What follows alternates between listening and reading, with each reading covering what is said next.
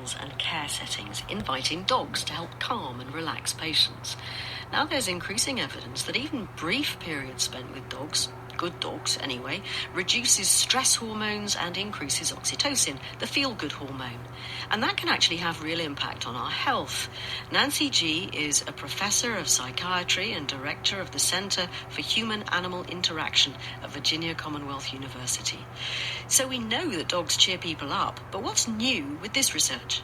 What our study is showing us is some really measurable improvements from having a dog visit them in the hospital. People often think of it as kind of a feel-good, nice to have, but what we're finding is that it's actually more than that. It's really delivering measurable effects to those patients and, importantly, to healthcare staff. But what if you're just not a dog person or you have allergies or something? Is there any other way that you can get some of these benefits? A study was done at Washington State University where they had university students interacting with dogs in a library setting, and other students were just standing in line. So they weren't even interacting with the dog. They were just watching other people interact with the dog.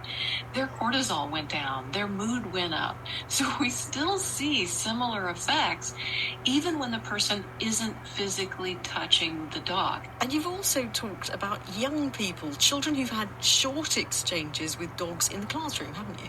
Yes, we did a study with researchers at the University of Lincoln in the UK. And in that study, it was with 8-year-old children. And what we found is that the children who interacted with the dog had decreases in cortisol and they had increases in executive functioning. And it's highly correlated with success in life. So it's interesting because there's some evidence that interacting with a dog makes us smarter. And the results that you found don't just relate to the immediate time around interacting with dogs, do they? Some of the results can be quite long-lasting. Some of the findings we're seeing still at a 1-month time period.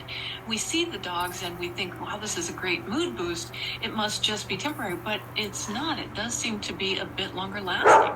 So the big question would be, why?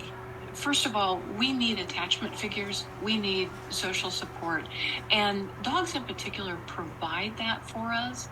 So we need to care for another living being. But I think it is even deeper than that. Even when we just interact with a dog, we see things like blood pressure decreasing and stress decreasing.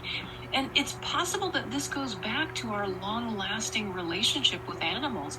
Animals, through this process of domestication and selection, have become extraordinarily adept at socializing with humans. They respond to our social cues. They respond to changes in our emotions. So I think it goes back to we've both learned to read one another and therefore sort of benefit from one another.